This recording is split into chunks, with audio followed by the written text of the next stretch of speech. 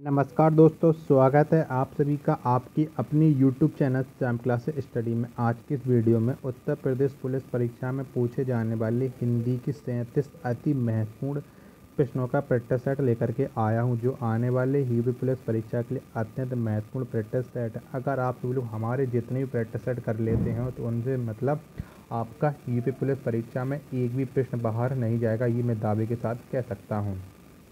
तो अगर आप लोग दिन रात मेहनत करके यूपी पुलिस एग्ज़ाम 2023 की तैयारी कर रहे हैं तो आप लोगों को हमारे इस प्रैक्टिस सेट में कम से कम 25 प्रश्न तो सही करने ही होंगे। अगर आप 25 प्रश्न भी सही नहीं कर पा रहे हैं तो आप टाइम पास कर रहे हैं और यूपी पुलिस परीक्षा की आप मन से तैयारी नहीं कर रहे हैं। तो प्रैक्टिस सेट पूरा करिएगा। प्रैक्टिस सेट पूरा करने के बाद आपको अपना स्कोर कमेंट बॉक्स में शेयर करना है और बताना है कि आपने हमारे इस प्रैक्टिस सेट में कितने प्रश्न सही किए और आपको ये वीडियो कैसी लगी। वीडियो पसंद आती है तो वीडियो को आप लाइक कर देना। चैनल को आपने अभी तक सब्सक्राइब नहीं किया तो चैनल को आप जरूर सब्सक्राइब कर लीजिएगा और इस वीडियो को आप अपने सभी मित्रों के पास ज़रूर शेयर कर देना, जिससे उन लोगों का भी भला हो जाए। क्योंकि मैं अपने चैनल पर आपको जो पेड कोर्स में कंटेंट पाते वो मैं आपको फ्री में प्रोवाइड करा रहा हूँ। तो इससे पहले मैं हिंदी के 238 प्रैक्टिस सेट अपलोड कर चुका हूँ। अगर आपने वो नहीं देखे अभी तक तो जा करके प्लेलिस्ट में आपको सारे प्रैक्टिस सेट मिल जाएंगे, वहाँ से आप जा करके एक एक करके प्रैक्टिस सेट लगा सकते हैं। तो चलिए शुरू करते हैं आज का अपना हिंदी का practice set number 239 special for UP police exam 2023। तो क्वेश्चन है आपके सामने 7वां। मैं आपको बता दूं 1 से 6 नंबर तक के जो प्रश्न थे वो थे गद्यांश से। तो मैंने उन प्रश्नों को हटा दिया क्योंकि आप जानते हैं गद्यांश अगर मैं आपको पढ़ाऊँगा तो ज़्यादा लंबी वीडियो हो जाएगी। मैं आपको कम समय में ज़्यादा प्रश्न देने की कोशिश करता हूँ। तो गद्यांश को तो हर कोई सॉल्व कर सकता है, ये आप जानते हैं। तो क्वेश्चन नंबर 7वां है आपके सामने कि व्याकरण की दृष्टि से कौन सा शब्द विशेषण नहीं है। तो इनमें से कौन सा वो शब्द है जो व्याकरण की दृष्टि से विशेषण नहीं है। तो व्याकरण की दृष्टि से विशेषण नहीं है वो है भय। कौन भय है, ये व्याकरण की दृष्टि से विशेषण नहीं है। ऑप्शन नंबर सी इसका राइट आंसर हो जाएगा। नेक्स्ट प्रश्न है आपके सामने कि जिन शब्दों की उत्पत्ति का पता नहीं चलता उन्हें कहा जाता है। तो उन्हें क्या कहा जाता है कि जिन शब्दों की उत्पत्ति का पता नहीं चल पाता, तो उन शब्दों को हम कहते हैं देशज। क्या देशज कहते हैं जिन शब्दों की उत्पत्ति का पता नहीं चलता है। ऑप्शन नंबर सी इसका राइट आंसर हो जाएगा। सदैव शब्द में कौन सी संधि है। तो कौन सी संधि है सदैव शब्द में। तो सदैव शब्द में संधि है आपकी वृद्धि संधि। कौन वृद्धि संधि है सदैव शब्द में। ऑप्शन नंबर बी इसका राइट आंसर हो जाएगा। मैं आपको पहचान ए और आई जिसमें आ जाते हैं ए आए और ओ आओ, जहाँ ये दोनों आ जाएं तो वहाँ समझ लो आपको सदैव वृद्धि संधि मिलेगी। तो एक पहचान है और वृद्धि संधि करने की, जहाँ ऊपर आपको दो मात्रा मिलते हैं तो हमेशा उसमें वृद्धि संधि होती है। क्वेश्चन नंबर 10 है आपके सामने कि संजीव का संधि विच्छेद होगा। तो क्या हो जाएगा संजीव का संधि विच्छेद, ये आपको बताना है। तो संजीव शब्द का संधि विच्छेद होता है सम प्लस जीव। क्या सम प्लस जीव, ये संजीव का संधि विच्छेद है। ऑप्शन नंबर बी इसका राइट आंसर हो जाएगा। निरालंब शब्द का संधि विच्छेद करें तो क्या हो जाएगा निरालंब शब्द का संधि विच्छेद। तो इस शब्द का संधि विच्छेद होता है निहा प्लस आलम। क्या निहा प्लस आलम, ये निरालंब का संधि विच्छेद है। ऑप्शन नंबर बी इसका राइट आंसर हो जाएगा। अगला प्रश्न है आपकी स्क्रीन पर कि निम्नलिखित में से शुद्ध छांटिए। तो आपको बताने कि इनमें से किसकी वर्तनी शुद्ध लिखी है, कौन सा शब्द है जो शुद्ध है। तो कौन सा है, तो इसमें जो आयुष्मान लिखा है ऑप्शन नंबर ए ये शुद्ध लिखा है, बाकी के तीनों अशुद्ध हैं। तो ऑप्शन नंबर ए इसका राइट आंसर हो जाएगा। कौन सा शब्द हमेशा बहुवचन में प्रयुक्त होता है। तो कौन सा शब्द है जो हमेशा बहुवचन में प्रयुक्त होता है। तो प्राण। कौन प्राण, ये एक ऐसा शब्द है जो हमेशा बहुवचन में प्रयुक्त होता है। ऑप्शन नंबर सी इसका राइट आंसर हो जाएगा। राम ने बाण से रावण को मारा, वाक्य में बाण से में कौन सा कारक है। इसमें बाण से बताने की कौन सा कारक है। तो बाण से में कारक हो जाएगा करण कारक। कौन सा करण कारक, क्योंकि आप जानते हैं कर्ता ने कर्म को करण से, तो कौन सा कारक हो जाएगा करण से। ऑप्शन नंबर ए इसका राइट आंसर हो जाएगा। अगला प्रश्न है आपके सामने कि कौन सा युग्म असंगत है, तो आपको बताना है कि इनमें से कौन सा है जो विकल्प है वो गलत है। प्रश्न दिया गया साथ में कोष्टक के अंदर उनका वो दिया गया कर्ता चिन्ह, कारण चिन्ह सॉरी कारक चिन्ह दिए गए। तो आप जानते हैं कि पेड़ से फल गिरना, तो ये कौन सा इसमें से में कौन होगा, कर्ता ने कर्म को करण से। प्रतिज्ञा रामचंद्र को उपन्यास, इसमें संबंध कारक ये भी सही है। आजकल वह घर पर ही रहेगा, तो अधिकरण मैं पर होता है तो पर आता है अधिकरण में, तो ये भी सही है, सी भी सही है और डी भी सही है। पेड़ से फल गिरा, ये सी भी सही है। तो कौन सा आ जाएगा, मैंने उसे पढ़ा, ये कर्ता कारक नहीं है, तो यही राइट असंगत युग्म हो जाएगा, ऑप्शन नंबर ए। नेक्स्ट प्रश्न है आपके सामने, कर का समानार्थक शब्द है, तो कर का समानार्थक शब्द कौन सा हो जाएगा, ये आपको बताना है। तो कर का जो समानार्थक शब्द हो जाएगा वो हो जाएगा हाथ। कौन, हाथ, ये कर का समानार्थक शब्द हो जाएगा, ऑप्शन नंबर डी इसका राइट आंसर हो जाएगा। अगला आपके सामने की आरी का समानार्थक शब्द है, तो आरी का समानार्थक शब्द क्या हो जाएगा, तो आरी का जो समानार्थक शब्द हो जाएगा वो हो जाएगा शत्रु। कौन, शत्रु आरी का समानार्थक शब्द है, ऑप्शन नंबर ए इसका राइट आंसर हो जाएगा।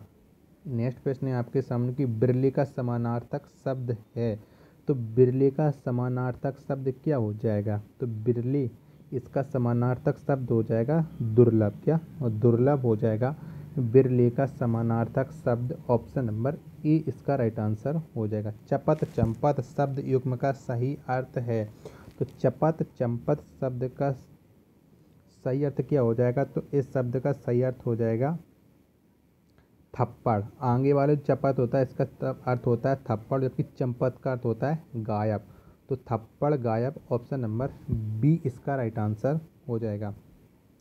अनेकार्थी शब्द मूक के गलत विकल्प का चयन कीजिए, तो आपको बताना है कि मूक का एक वो शब्द कौन सा नहीं होगा अनेकार्थी, जबकि तीन है वो मूक के अनेकार्थी होंगे, जबकि जो एक है वो मूक का अनेकार्थी नहीं है। तो जो बाचाल, कौन, बाचाल, ये मूक का अनेकार्थी शब्द नहीं है, ऑप्शन नंबर बी इसका राइट आंसर हो गया। बाकी के गंगा, गूंगा, चुप और बेबस ये मूक के अनेकार्थी शब्द हैं।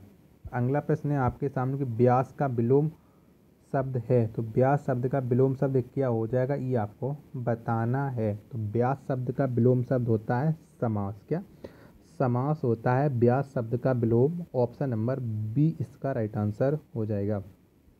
क्वेश्चन नंबर 22 से आपके सामने के वैमनस्य का विलोम शब्द है, तो वैमनस्य का विलोम शब्द क्या हो जाएगा, तो वैमनस्य का विलोम शब्द हो जाएगा सोमनस्य। क्या, सोमनस्य, ये वैमनस्य का विलोम शब्द हो जाएगा, ऑप्शन नंबर सी इसका राइट आंसर हो जाएगा। निम्नलिखित पद एक प्रत्यय लगाने से बने हैं, इनमें से कौन सा पद गलत है, तो आपको बताना है कि कौन से एक प्रत्यय नहीं लगा है। तो किस में नहीं लगा है एक प्रत्यय, तो एक प्रत्यय नहीं लगा है वो लगा है पत्रिका में। किसमें, पत्रिका में एक प्रत्यय नहीं लगा है, ऑप्शन नंबर ए इसका राइट आंसर हो जाएगा।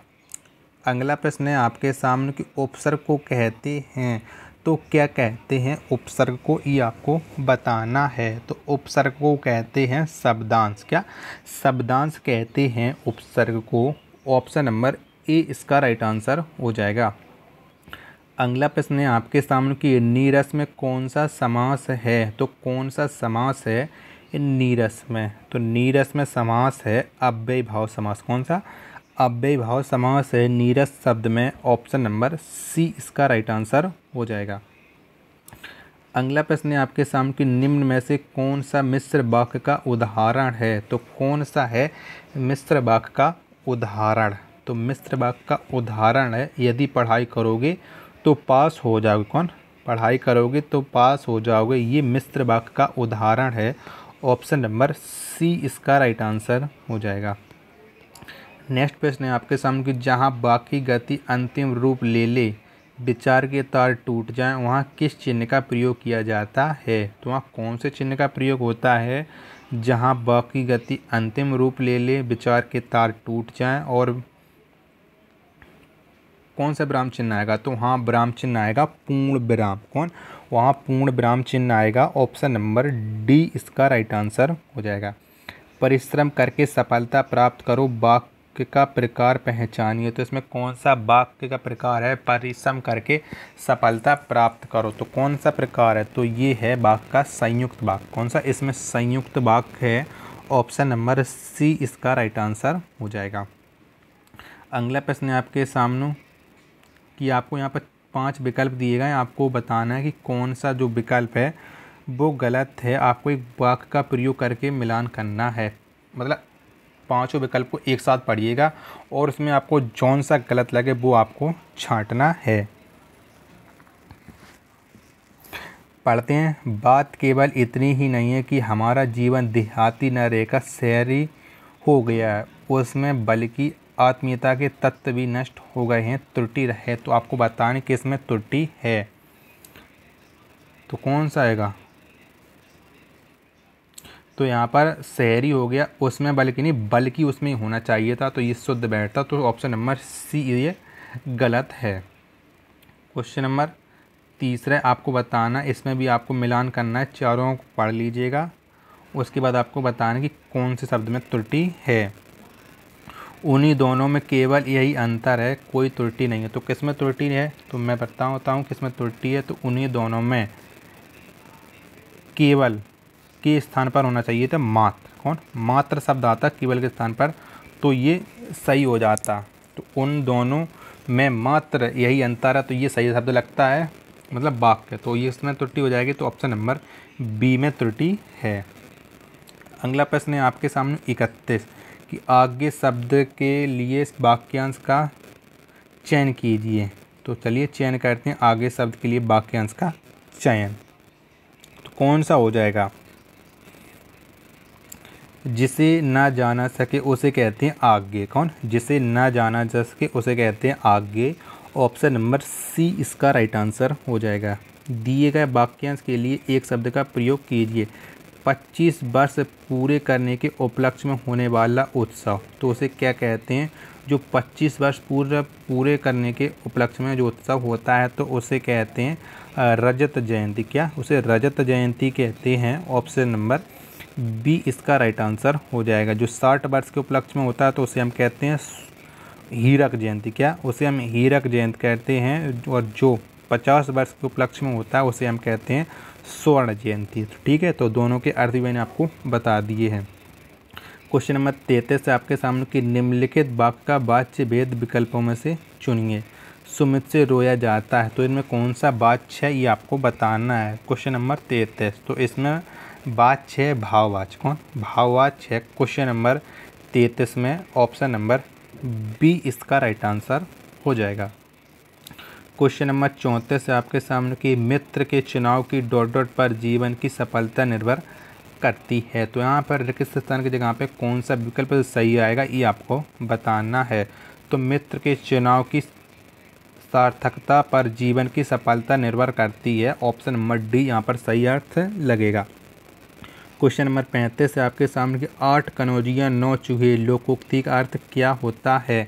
तो इस लोकोक्ति का अर्थ क्या होता है, 8 कनौजियाँ 9 चूहे। तो इस लोकोक्ति का अर्थ होता है अलगाव की स्थिति। क्या, अलगाव की स्थिति यानी अलग अलग होना। ऑप्शन नंबर सी इसका राइट आंसर हो जाएगा। अगला प्रश्न है आपके सामने कि पर उपदेश कुशल बहुतेरे लोकोक्ति का सही अर्थ है। तो इस लोकोक्ति का सही अर्थ क्या है कि पर उपदेश कुशल बहुतेरे। तो ऑप्शन देख लीजिएगा चारों। तो इस लोकोक्ति का अर्थ हो जाएगा दूसरों को उपदेश देने में अनेक लोग कुशल हैं। क्या, दूसरों को उपदेश देने में अनेक लोग कुशल हैं। ऑप्शन नंबर सी इसका राइट आंसर हो जाएगा। क्वेश्चन में अगला आपके सामने की विस्मय स्थायी भाव किस रस में होता है।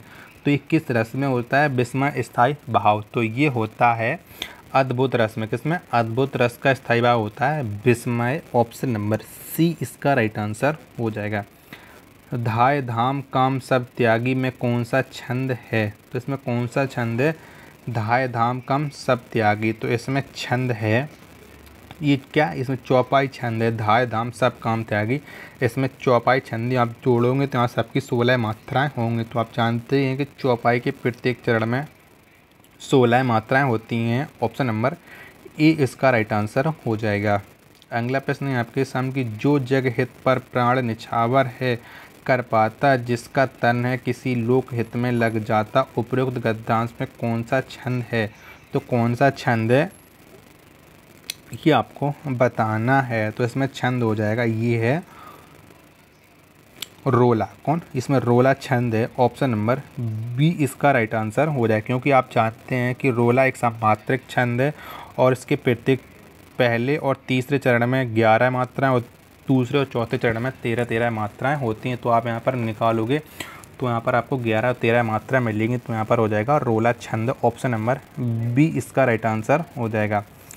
ले चला साथ में तुम्हें कनक ज्यों भिक्षुक लेकर, स्वर्ण झनक में अलंकार बताइएगा। तो इसमें कौन सा अलंकार है ये आपको बताना है। क्वेश्चन नंबर 40 कि ले चला साथ में तुझे कनक ज्यों भिक्षुक लेकर स्वर्ण झनक।